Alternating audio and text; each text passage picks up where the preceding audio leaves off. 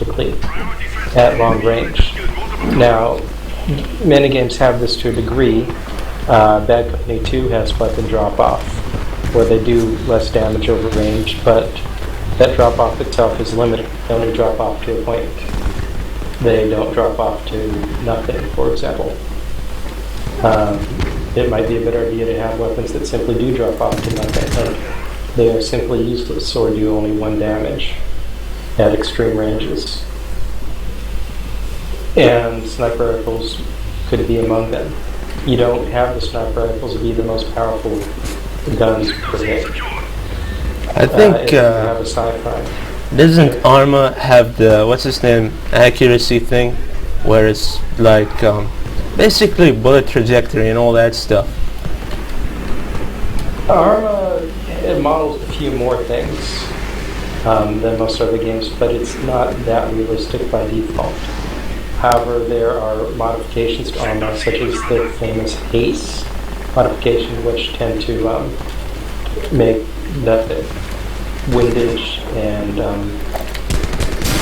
calculating the bullet drop and windage with the scope sights more important. So, yeah, it still occupies the sort of very realistic end of the spectrum. I think you could say Sniper Ghost Warrior as well has that bullet trajectory thing going, but then you just get somebody running around with a pistol shooting everybody. Yes. Somebody just camping the spawn there. So spawn camping. Yeah, it's a big problem here, especially if they park up an APC next to the spawn point. It's not pretty. So what anti-camper tools does Homefront give you? They have the threat priority thing where they mark an area where somebody is killing a lot of people. You can also buy the scan for the area. That's a good idea.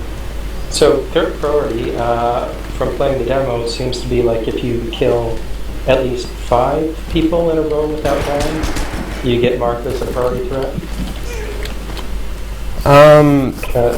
It's a set number, I'm not sure how much, but basically the more people you kill after the threshold is passed, the more of a threat you become. Yes, and then it marks a sort of wide area and tells all the players in the opposing team that you're in it. Yeah. And promises you an extra large XP bounty for. Well, let me think. Yeah, there's the XP bonus, and it also marks the area, but as well it works on vehicles, which is useful. So it seems like that's a very good idea for reducing, camping to the point where people get very high kill streaks, at least. Not all the servers use it, that's the thing. I think it's either a mode or a mechanic that works in other modes. I'm not sure exactly how it's activated. That's a downside. Definitely. To be most useful, it should be universal. Should be, but they don't want to. They want to like have everybody have it their own way, and sadly, not everybody wants to cater to everybody else. But that's a very good idea.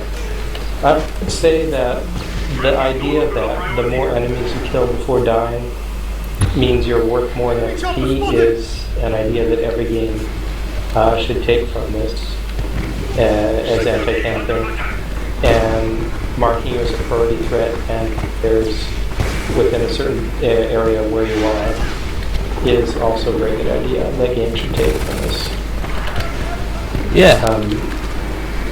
Crisis 1 multiplayer, where 2 people played, did something similar in that when players rank up, they were worth more XP for being killed. And it was relative, so players who were higher ranked than you would get much more XP for killing them, and players lower ranked than you would get much less. It didn't really fix the multiplayer in Crisis 1. In fact, nothing did, but it was a good idea. It always works. I would works. say that I would say that if your game has Call of Duty style persistent leveling, then maybe make that a multiplier as well. So someone who is level 40 gets that much more XP bounty for every person he kills. Yeah, but then you would encourage boosting, because I mean you get boosting in Call of Duty, right? Yeah, true. But I think we're looking at camping as being the bigger problem than boosting. Right. True. And if people want to boost themselves to a higher persistent rank, then they can. That just means they'll be a higher priority threat much faster. My knife lunge does not seem to work for the life of me. I see the dude, I stab the dude, but he doesn't die. That's a downside. Definitely. Another thing that you could do is that when you get marked as a priority threat, the area that it tells the players that you're in could reduce in size the higher a threat you are, up until the point where you're basically pinpointed and everyone is done for you. Yeah. They also have in Homefront, they mark places where you and your allies died, so you can kind of string together the dots. Oh, that's a very good idea. For games with a spotting system, you can combine that in a certain way. If high priority targets are spotted, it should stay longer. But also to discourage just camping in general, I think spotting systems, as Battlefield has had since Battlefield 2, are very important. Especially 3D spotting, as we see in Dead Company 2. I mean, you could have even simpler spotting, like Call of Juarez, the cartel. As long as you have a partner with you, like your co-op buddy, you can spot people without any device or equipment or anything, and it works very well actually.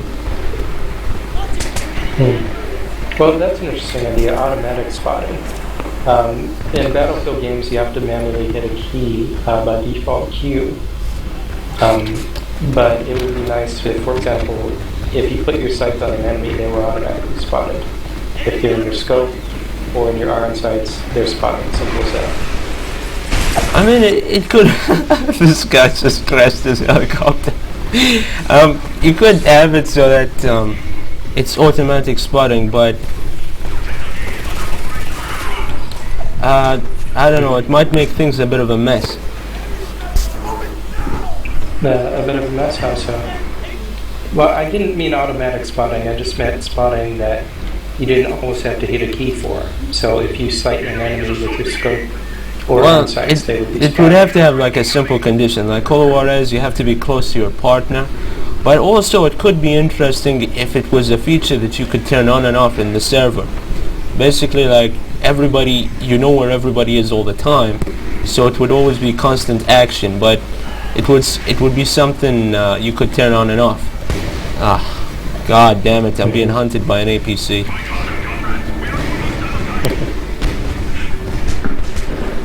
Now, if we wanted to make it so that camping was just horrendously punished and we want as little of it as possible, one way would be simply to have automatic kill streaks, airstrikes, dogs, that sort of thing fall down upon you. If, say, you kill an enemy and then kill other enemies without moving any significant amount from the same spot.